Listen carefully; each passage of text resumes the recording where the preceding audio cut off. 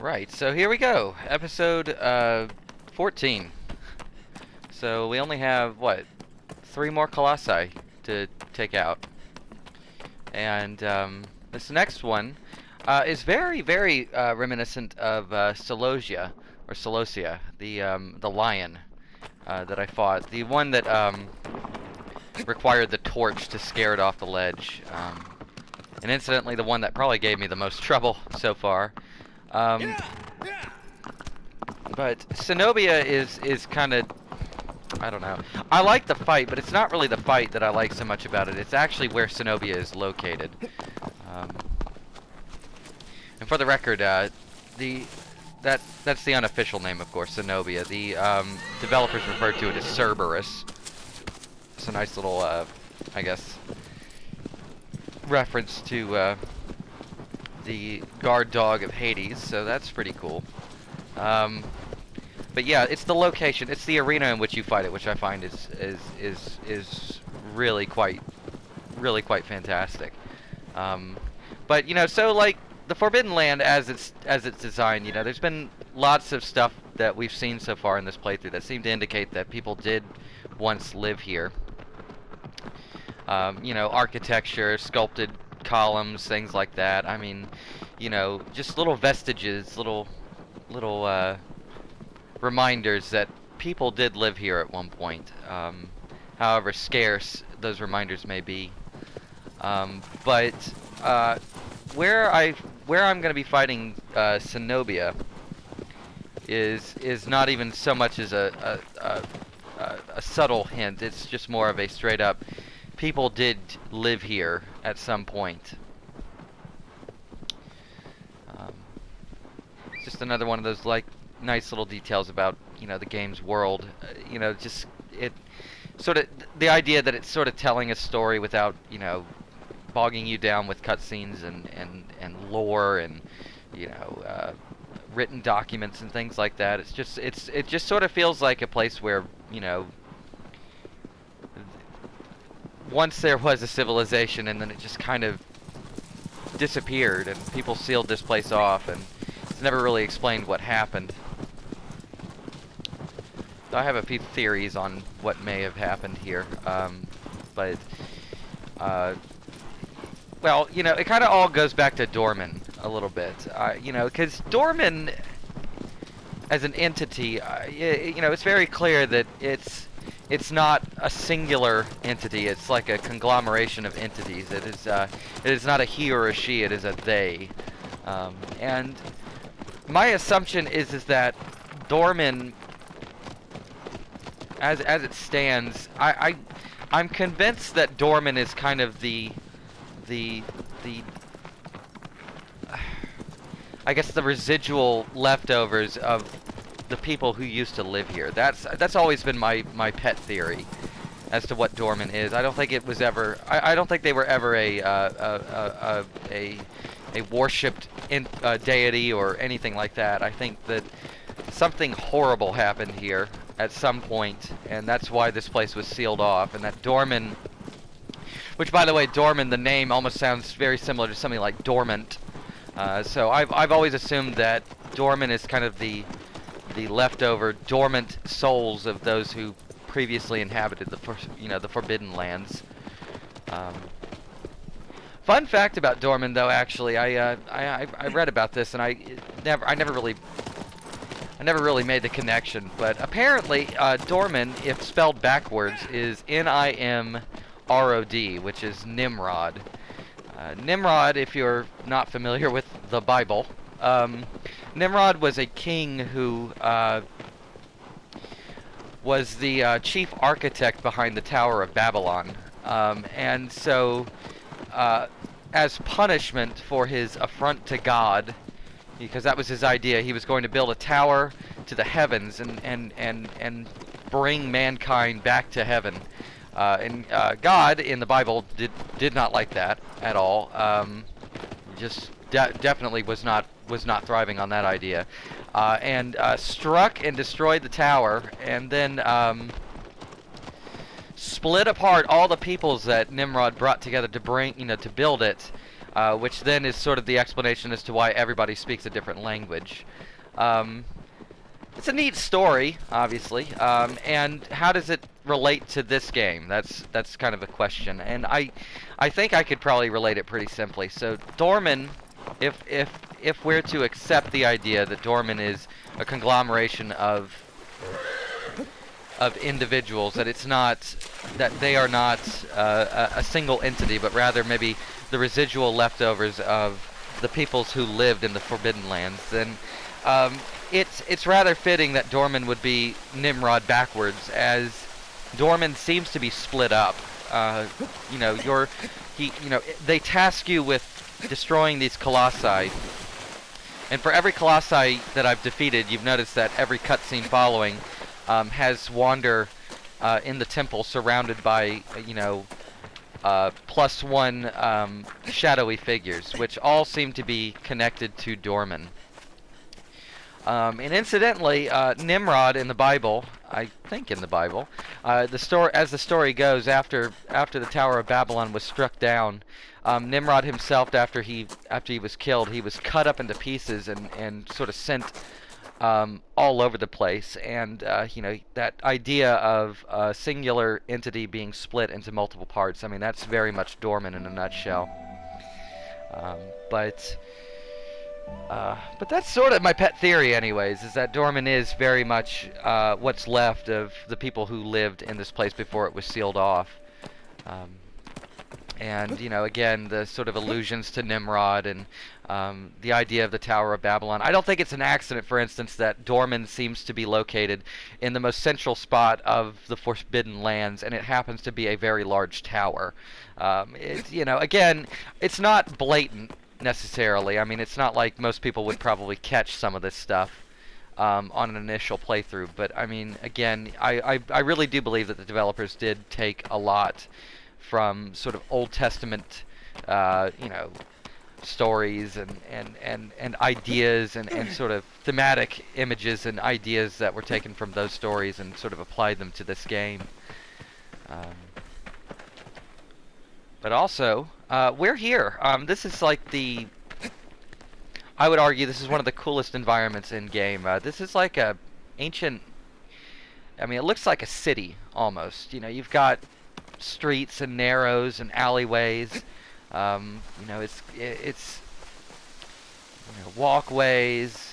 It reminds me kind of like of, speaking of Babylon, but like the Hanging Gardens of Babylon. I think that's really sort of the visual reference that the developers were going for with this. Again, kind of tying it more to biblical themes and biblical images. And then on top of that, too, I mean, the entire story of the game, in many ways, is sort of like a biblical parable of sorts. Wander is our hero going into this forbidden land. He has a goal he must achieve. He has to negotiate with an entity he doesn't understand, and face dire consequences with success of his quest. So I mean, it's very much a kind of parable of sorts. What you take from that, of course, is up to you. I mean, the game is very it's very open-ended in that regard, but I think it's absolutely absolutely worth digging into. I mean, again, the game seems very simple, but upon closer inspection, it is rather dense in terms of what it seems to be trying to convey. But also, though, I believe that is our Colossus right there in front of us, and again, it's called CENOBIA by the fans. It was referred to as Cerberus by the developers, and once again, very much like Celosia before it, we have ourselves a kind of smaller scale Colossi, or Colossus. Similar to Celosia, however, this thing is very aggressive as well. Uh-oh. Definitely don't want to be on the ground while it's charging at me. It is very much an aggressive Colossi. And a really cool one, I think. I really like the design of it. I like it more than Celosia's design, honestly. I think it's a lot more, I don't know. You know, the developers refer to it as Cerberus. If anything, and I would not be shocked, it genuinely reminds me of a boar, actually. And though I've never found anything official, like any kind of official word on, you know, whether or not this was an influence, but I kind of feel like Team Ico's games in general, this, Ico, and later The Last Guardian, do owe a little bit of influence from Hayao Miyazaki's and Studio Ghibli's work, specifically stuff like Princess Mononoke. This game especially has a lot of like Princess Mononoke stuff going on in terms of the creature design and the general aesthetic of the Forbidden Lands. Which of course would make sense because Fumito Ueda, you know, again, he was an artist, you know, liked to draw things. Yeah, he cites animation as being kind of the big reason why he got into video games in the first place. He liked watching, you know, animated features and things like that. So the idea that he might have been influenced by Studio Ghibli is certainly not a stretch, I think. And I think in this fight in particular, it definitely shows, because this genuinely reminds me of the boar from Princess Mononoke. You know, the opening of that movie. Whoa, I almost did not make that. But as you can see, this fight, a little different than Celosia before it. CENOBIA is all about, oh my goodness, is all about these towers, these little columns. I think it's, no? Gotta get it to, gotta get it irritated enough to where it's going to charge into the columns and knock it in the direction you need them to go. Admittedly, the columns themselves are, oof, that was almost very bad. Columns themselves are fairly scripted. I mean, you don't have to like, you don't have to get CENOBIA to hit the columns in any special way. You just have to get it irritated enough to actually charge into them.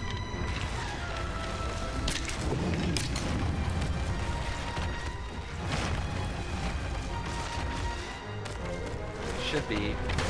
There we go.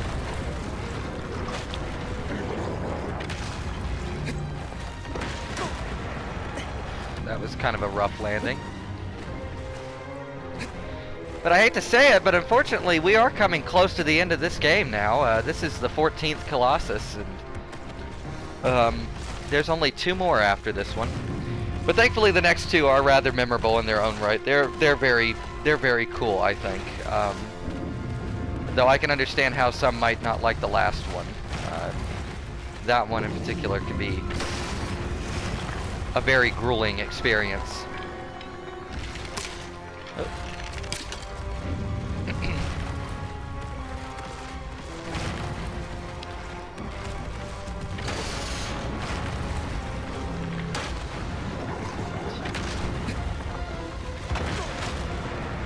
Whoa. Alright, let's not fall off that.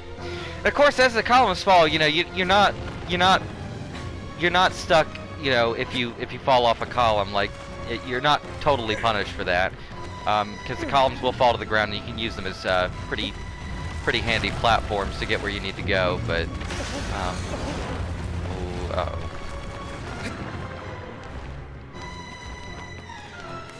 Alright, I believe there's just this last column and that will be it.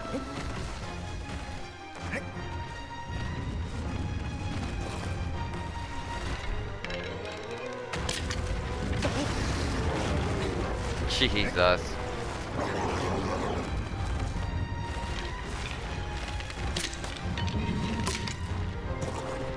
Come on.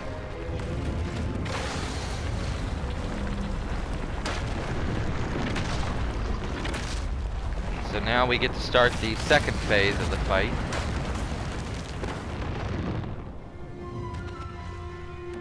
Oh jeez, get up. Get up, Wonder. You must get up.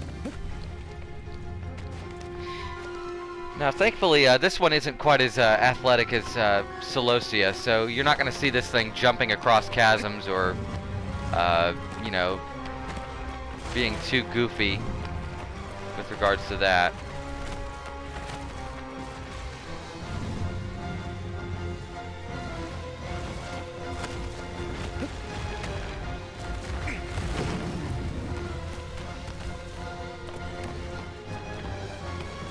I don't know if it charges through this or not, I forget. Let's see.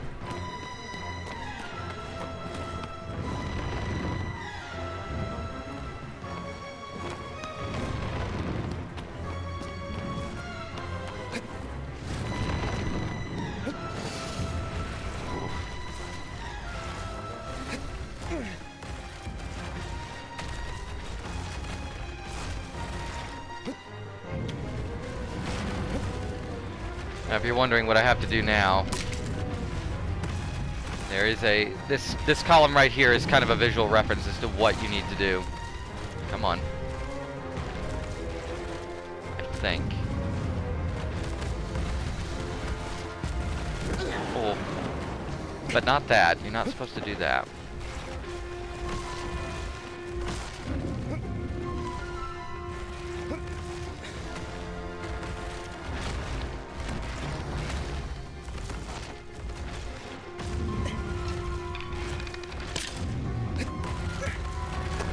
Ah! Gee whiz. Okay. Maybe I'm not doing something right. Let's see. Whoa!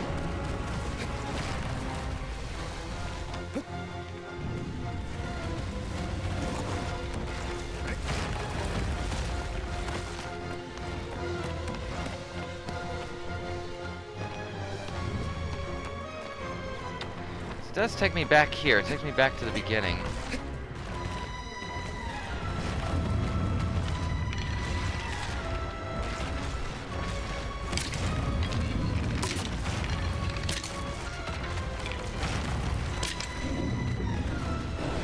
There we go. Boom.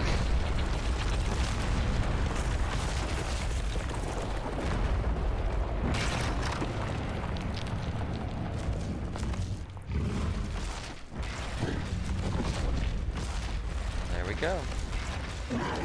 And now it's just as simple as getting on its back and assaulting it on its weak spot. Whoa, oh god, this is bad. Bad, bad, bad.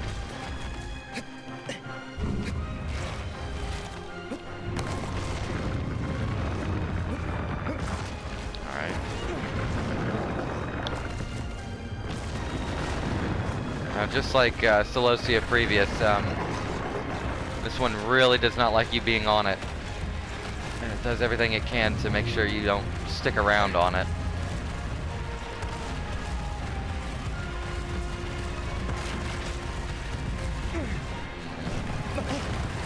Oh, well, I guess it does jump a little bit, doesn't it? Oh my goodness. I didn't know that. Whoa.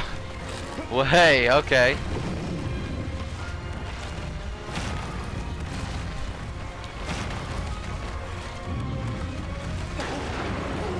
Whoa! Oh, that's a neat trick.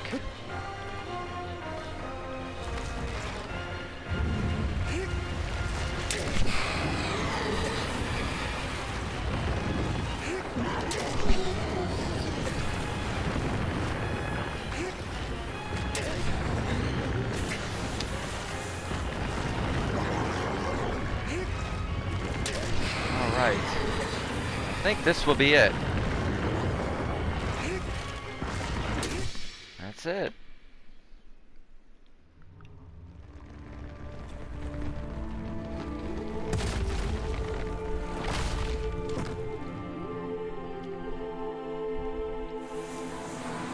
Well, that's the 14th one down, so... Whoa.